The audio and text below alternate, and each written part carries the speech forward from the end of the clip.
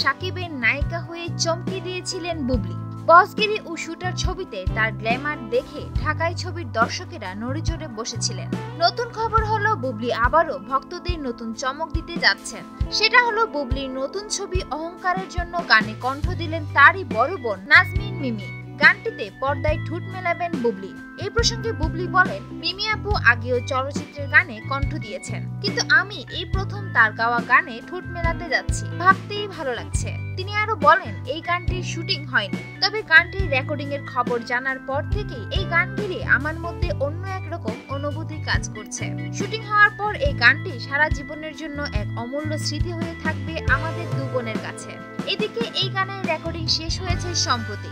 মিমির সঙ্গে কণ্ঠ দিয়েছেন ইমরান। গানের সুর সঙ্গীত করেছেন গানের নন্দিত মানুষ আহমেদ ইমতিয়াজ বুলবুল। গানটি নিয়ে মিমি বলেন, সত্যি কথা বলতে কি, গানটি যখন রেকর্ড করা হয় তখনও জানতাম না যে বুবলির জন্য গানটি করা হচ্ছে। গাওয়ার পর জেনেছি গানটিতে ঠোঁট মেলাবেন বুবলি।